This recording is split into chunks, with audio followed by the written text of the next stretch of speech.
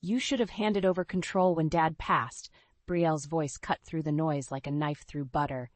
This is our chance to sell and make a real profit. My heart stuttered as I peered around the corner, spotting my cousin deep in conversation with Ethan, my fiancé of 3 years. They huddled near the bar, oblivious to my eavesdropping presence at our winery's annual harvest party. I'm in, Ethan murmured with a solemn nod. We'll tell Avery after securing the deal. She won't be able to refuse once the money's on the table. Bile rose in my throat as the truth slammed into me. My own family, my supposed loved ones, plotting to steal away my father's life's work, everything I'd sacrificed to preserve. Trembling, I stormed away, desperate for space to process the gut-wrenching betrayal. Tears blurred my vision as I fled through the vineyard's rows, the muffled sounds of celebration fading behind me. How could they? After all the blood, sweat, and tears I'd poured into this place, into keeping Dad's dream alive. And Ethan? The man I'd planned to marry, willing to strip me of my legacy for profit. The vines stretched endlessly in every direction, mirroring the tangled maze of shock and rage clawing at my chest. I stumbled forward, uncaring of the twigs snagging my dress or the chill night air whipping across my face. It wasn't until I reached the secluded corner where Dad's favorite rosebush grew that I finally crumpled to the ground in anguished sobs. The petals glistened with dew, oblivious to my shattering world. After several ragged breaths, determination replaced despair. I wouldn't go down without a fight. Not while a single drop of my father's spirit flowed through these vines. If Ethan and Brielle wanted a war for the winery's soul, they'd soon discover I possessed more mettle than they could ever fathom. Fueled by righteous fury, I rose and marched with renewed purpose back toward the celebration. Ethan and Brielle would never see the tempest brewing behind my controlled smile as I rejoined the crowd. Let them bask in their misguided confidence. It would make their downfall all the more catastrophic. I was the master of this vineyard, and by night's end, I'd have the perfect scheme to protect Dad's legacy at all costs. In the days following the harvest party, I played the role of the oblivious fiancé to perfection. Ethan remained affectionate, his gentle kisses and soft caresses mere rehearsed performances masking his deceit. "How was your meeting with the marketing team?" he asked over dinner one evening, his hazel eyes betraying not a glimmer of guilt. I forced a smile. "Productive. We've got some exciting new campaigns in the works." Ethan nodded, shoveling a forkful of pasta into his mouth. "That's great, babe. I know how hard you've been working to take the winery to new heights." The blatant hypocrisy nearly made me gag. While he spouted meaningless platitudes, I secretly gathered evidence, piecing together the full extent of his treachery with Brielle.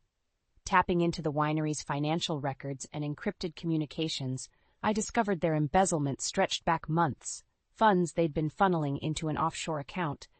Printouts detailing dozens of wire transfers lay scattered across my office desk like damning puzzle pieces. My blood boiled as I connected their illicit money trail to meetings with corporate bigwigs, vultures eager to devour my family's legacy. "You lying, grasping snakes," I seethed through gritted teeth. The office door creaked open, and Lucia, my most trusted employee, stepped in with a concerned frown. "Everything okay, Miss Connors?" I waved her inside and gestured to the documents. "See for yourself. My dear fiancé and cousin have been stabbing us in the back for months, setting up a sale to that blood-sucking conglomerate we've been fighting off."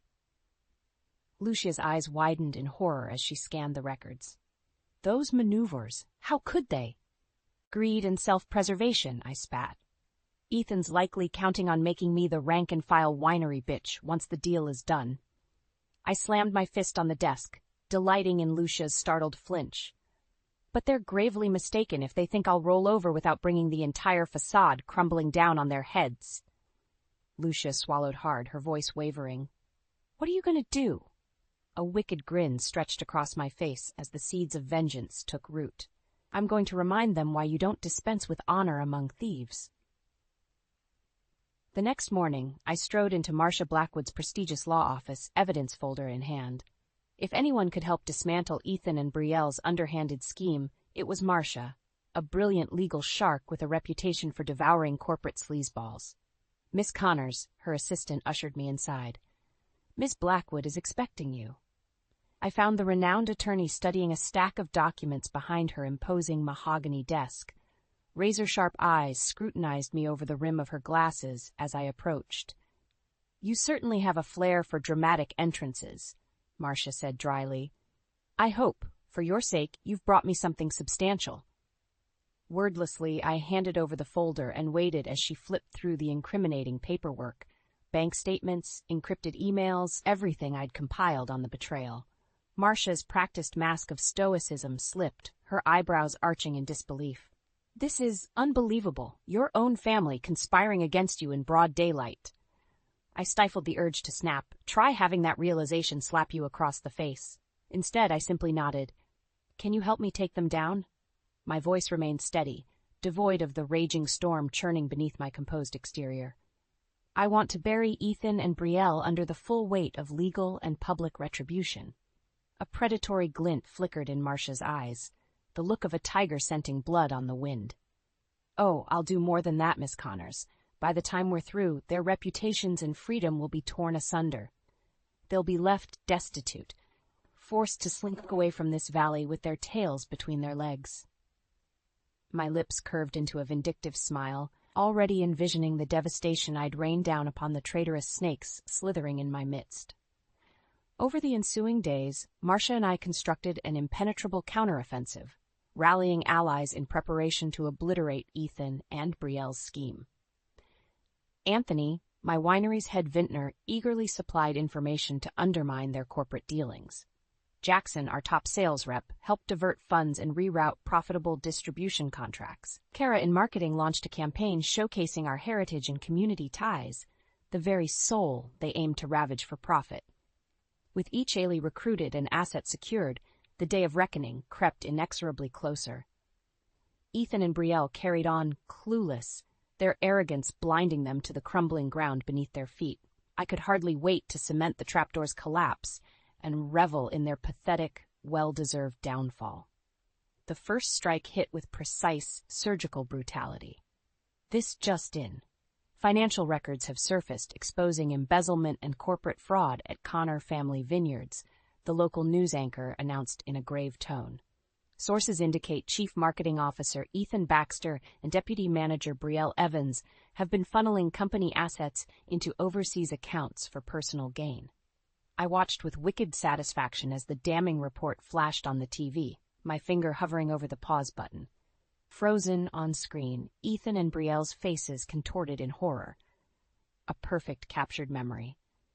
In the ensuing days, a merciless barrage of legal filings and media leaks descended upon the conspirators. Marcia worked tirelessly, slapping them with criminal charges while ensuring every salacious allegation dominated headlines. Ethan confronted me in a heated parking lot showdown, his usually polished veneer cracked and disheveled. "Why are you doing this?" he demanded through clenched teeth, eyes wild and desperate. "We were going to set you up with a nice payoff, more than enough to retire comfortably." I laughed in his face, loud and mocking. "And let you thieves bleed my father's legacy dry? Spend his life's work on foosball tables and degenerate thrill-seeking?" The venom in my tone seemed to shrink him before my very eyes. "You deluded yourself into thinking I'd just hand over the keys and walk away once the money hit my account, that I'd forsake my responsibilities, my duties as Connor heir." Poking his chest with each enunciated word, I leaned until our faces were mere inches apart. "You miscalculated. Badly." Ethan recoiled, his expression incredulous. "So that's it? You'd rather watch everything burn than compromise?" Meeting his gaze with frigid certainty, I replied, "Some legacies are worth martyring over." With that, I spun on my heel and strutted away, leaving him to stew in his shattered delusions. The next phase hit hard and fast, a series of surgical strikes systematically sabotaging Ethan and Brielle's corporate dealings. One by one, their underhanded business negotiations unraveled in spectacular fashion. Within days, the Vineyard conglomerate abruptly pulled their buyout offer after our PR blitzkrieg portrayed us as a historic community anchor, the embodiment of Napa's proud heritage they'd never uproot without a customer backlash. All its posturing about market share and consolidation swiftly crumbled in the face of such toxic optics.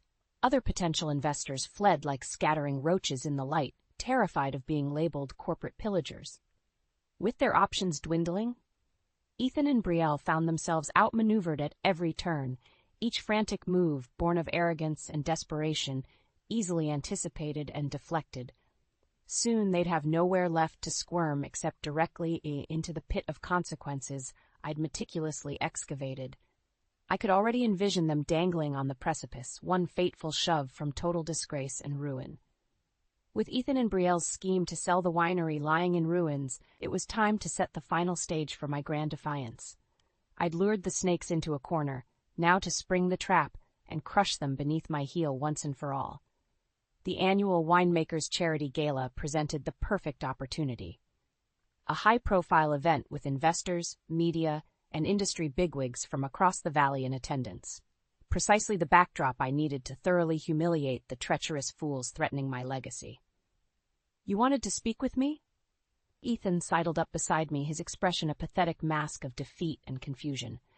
Behind him, Brielle hovered nearby, shoulders slumped in dejected resignation. I regarded them both with callous appraisal. "Yes, there's an important matter we need to discuss at the gala tonight, a major announcement regarding the winery's future." Ethan's brow furrowed as he processed my words. "You mean?" "Exactly." I allowed a calculated pause, lips curving into a razor-thin smile. "I think it's time I abdicated control and allowed the next generation to steer Connor Vineyards forward, with all our supporters present to bear witness." His features slackened in apparent relief, and I had to stifle a derisive snort. If only he knew the profound depths of his delusion. I don't know what to say," he stammered out. "Thank you for finally seeing reason, Avery. I promise Brielle and I will make you proud with the new direction." "Save your platitudes." I cut him off with a dismissive wave. "Just be prepared to embrace your role on the stage tonight. It'll be a performance neither of you will ever forget." As the gala commenced a few hours later, tension simmered just beneath the celebratory surface. Ethan and Brielle worked the crowds with artificial cheer, confidence buoyed by hubris and ignorance. They fully expected this evening to mark their ascension as winery overloads, a private victory party attended by the entire valley's elite. Little did the self-deluded fools realize the event heralded loss-doomed downfall, orchestrated by the very woman they sought to disenfranchise. Their humiliation would be gloriously public, a final legacy-staining trauma to complement the mountain of legal consequences still to come. Enjoying the evening? I sidled up to them with 2 fresh glasses of crisp Chardonnay, every inch the gracious hostess. Brielle accepted her drink, green eyes glinting with avarice. "It's just the start of many more to come under our management." "About that." I raised my glass in preparation for a toast. "I believe I promised a special announcement tonight?" Ethan's face broke into an eager grin, gobbling up the bait with reckless desperation. "You finally saw the light. We're ready to lead the winery into a new prosperous era."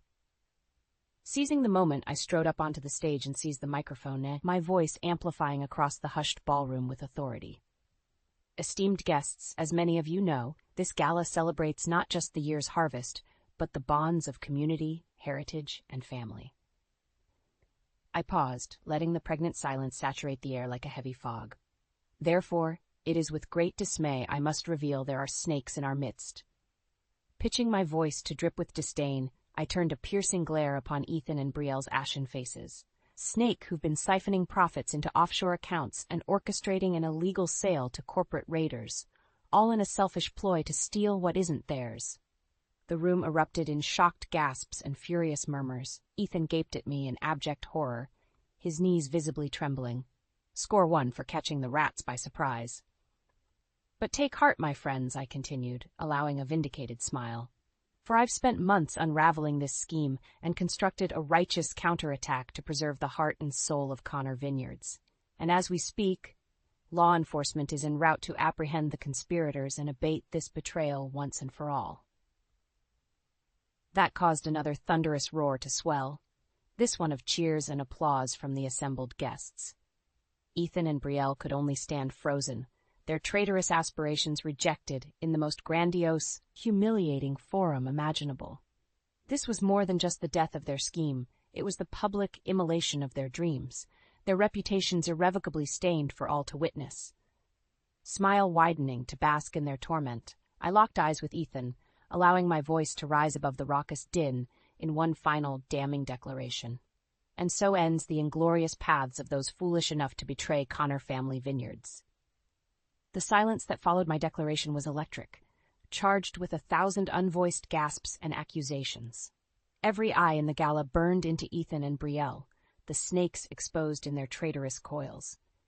Clutching the microphone, I drank in the moment, savoring their abject humiliation as event security closed in to apprehend them. There would be no escape, no last-minute reprieve to salvage their crumbling reputations. "You lying bitch!" Brielle exploded first, always the blazing tempest to Ethan's simmering tumult. Flecks of spittle flew from her snarling lips as she wheeled on me in impotent rage. "How dare you? After everything our family sacrificed to build this place up from nothing." A cruel laugh burst from my chest, mocking and utterly devoid of mercy. "Sacrificed?" I echoed back at her venomous glare. "By stealing and scheming behind my back to rob me of my rightful inheritance? If that's the extent of your sacrifices, then allow me to return the favor." Sweeping an arm out, I gestured to the assembled crowd staring in scandalized fascination. "Esteemed guests, I give you Brielle Evans and Ethan Baxter, a contemptible pair of vipers who not only embezzled funds and orchestrated an illegal sale, but deluded themselves into thinking I'd simply hand over my legacy to their greedy clutches once the money hit my accounts." A fresh torrent of gasps and whispers rippled through the room, judgment and damnation raining down on the exposed snakes. No corner of this prestigious venue would offer them refuge, only the unforgiving glare of a community outraged by their insidious betrayal. "Well, here's your wake-up call." I locked eyes with the fuming Brielle, jaw clenched to savor her swift descent into panicked realization. "The Connors don't fold to snakes or sell our souls so easily. We have a pride and resilience that parasites like you could never comprehend." Dismissing her with a contemptuous sneer, I turned my scathing address toward the squirming Ethan. "And you, my so-called husband-to-be orchestrating a con to strip me of everything I've sacrificed for. Tell me, were you even attempting to mask your disloyalty, or just stringing me along like a blissfully ignorant puppet?" Ethan opened his mouth to respond, but any protest withered on his ashen lips beneath my blistering glare. "Save your platitudes, we both know the truth. You saw an opportunity for an easy payday. Damn whoever's lives or legacies got chewed up along the way." My fingers stabbed with each enunciated syllable, driving the humiliation deeper. "Well, you miscalculated badly, Baxter, and now you'll reap the widespread ruination you've disgraced yourselves by earning." As if on cue, the ballroom doors flew open, revealing a grim-faced Marcia Blackwood flanked by county sheriff's deputies, the legal cavalry arriving to compound the conspirators' devastation. They swept forward as twin tidal waves of dread finally crested over Ethan and Brielle's masks of feigned innocence. Excuses and justifications died on their lips, choked off by the stark ramifications crashing down upon their elaborately orchestrated scheme. Ethan turned to me, momentarily unmasked in his desperation. "Avery, please." But I cut him off with a contemptuous slash of my hand. "I don't know who you are anymore, Ethan. Only that you're just another snake unworthy of my name or legacy." His shoulders slumped just before the deputies seized his arms, the dual blows of exposure and consequence robbing him of any final defiance. Fighting back a cruel smirk of satisfaction, I handed off the microphone to the approaching Marcia and stood tall, basking in the complete conquest over those who dared imperil everything I held sacred. The sight of Ethan and Brielle being led away in shackles amid a chorus of infuriated shouts branded itself into my memory like a searing brand. A watershed moment, their pathetic hopes and conniving snuffed out, the battlefield belonging solely to the righteous victor once more. In the days following the gala, a torrential downpour of consequences deluged Ethan and Brielle's shattered world. The dominoes I'd meticulously lined up for months toppled in devastating, unrelenting succession. First came the media crucifixion, a full-court blitz of skating exposés that left no damning stone unturned. Embezzlement figures, paper trails of illicit deals, and every unsavory allegation flooded the airwaves and newspapers.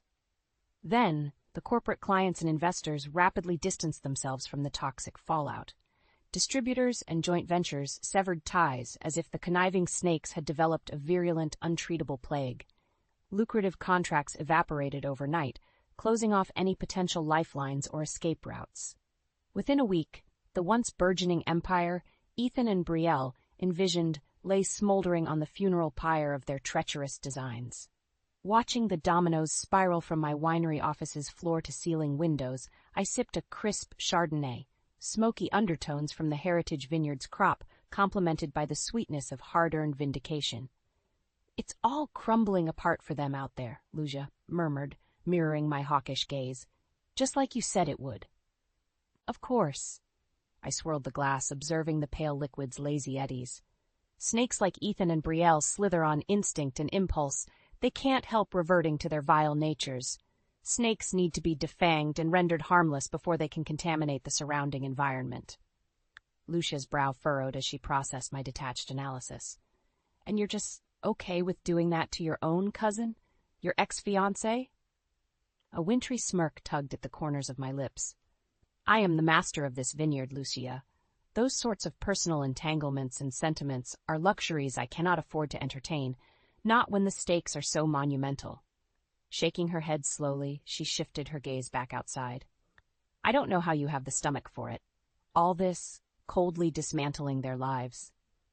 "It's not about vengeance or settling scores," I replied evenly.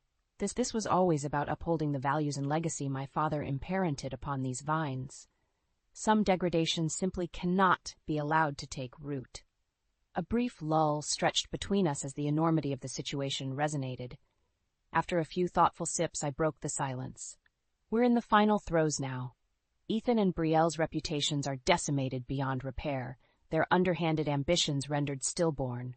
My finger traced the path of a large truck pulling away from a nearby warehouse, the last dribbles being siphoned off their illicit overseas accounts and asset seizures. Soon, their ill-gotten windfalls will be returned to their rightful place, and they'll be left as they began, common graspers stripped of all influence and credibility. A grim smile etched across my features as I envisioned them reaping the whirlwind of their own making. No prison could confine them as completely as the reputations and futures they'd willingly immolated on the altar of greed and treachery. Every eye would forever gaze upon them and see only the parasites who betrayed family and legacy for a quick payday, irredeemable snakes expelled from their padded Eden into the wilderness of permanent societal exile. A more comprehensive immolation than anything I could have orchestrated by sheer force of will. "It's the perfect karmic justice," I declared, clinking my glass against Lucia's in a muted toast. "They'll never hold power or influence in this valley or respected circles ever again." As the crystal chimed, my gaze drifted over the sprawling vineyards, basking in the valley's reflected emerald glow. The spark of renewal and reinvigoration already gathered on the horizon, possibilities blossoming like a new bountiful harvest yet to be plucked. My family's righteous legacy endured, burnished anew while the snakes shriveled and expired, warnings to any who dared stake foolish claims against its roots. I would ensure the winery's spiritual heart stemmed strong and proud in the aftermath. This land and its fruits would continue upholding the honored Connor's name long after Ethan and Brielle faded from memory like the meaningless parasites they were. Order had been restored, karmic balance achieved with a ruthless, defensive precision.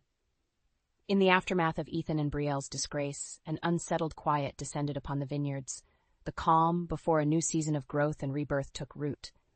I stood alone amid the pruned vines, calloused fingers tracing the gnarled bark, as the first whispers of spring's rejuvenation danced on the crisp morning breeze.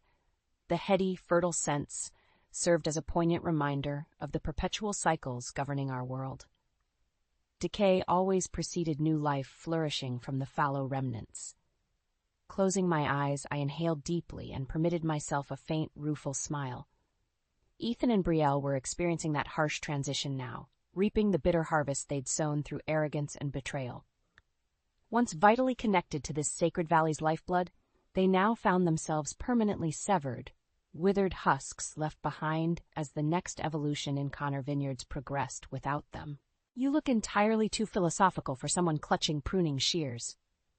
Anthony's gruff voice shook me from my reverie. I cracked open one eye to find the cantankerous old vintner shuffling up beside me, shotgun slung over his shoulder in his usual curmudgeonly fashion.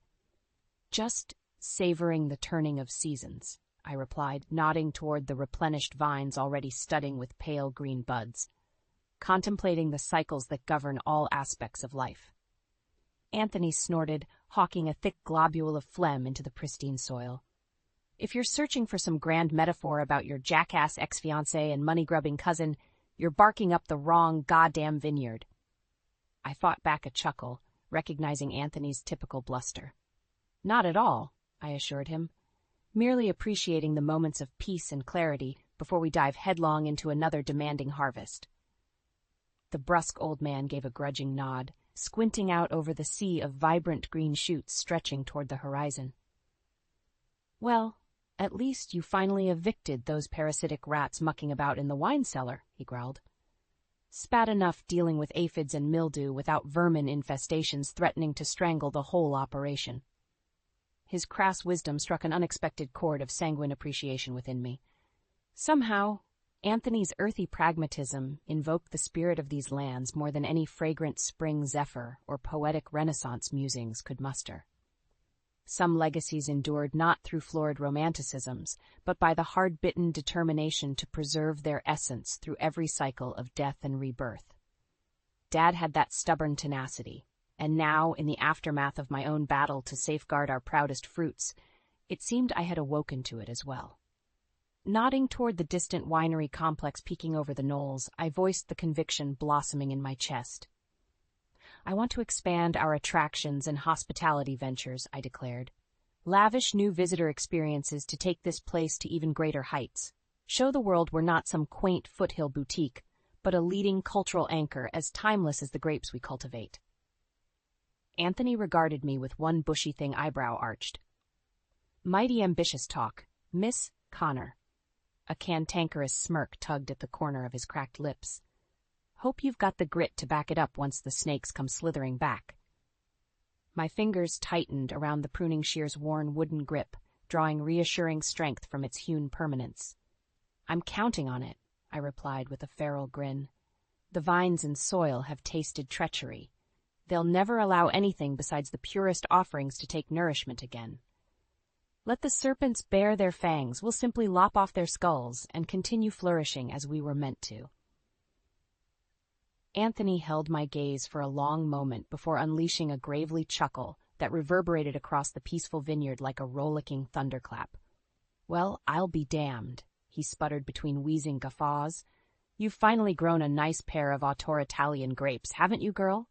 My laughter joined his, the twin reverberations mingling and trilling through the awakening vines, harbingers of the revitalized spirit and enterprise taking root. As our mirth gradually subsided into a comfortable quiet, I gazed out over my family's verdant domain with a renewed sense of purpose igniting within. No longer would I merely aim to preserve these hallowed lands. That passive existence felt unbefittingly hollow in the wake of my trials. From the ashes of duplicity and desecration, a new, more ambitious path beckoned to be forged, one that would elevate Connor Vineyards to unprecedented glories and esteem its founder could scarcely have envisioned. But I sensed Dad's spirit smiling down upon the endeavor, regardless, for he would surely recognize the resilience and singular drive propelling his heir's ascent from turmoil to triumph. The snakes had been vanquished. Now it was time for the phoenix to stretch its wings and soar toward new promised harvests.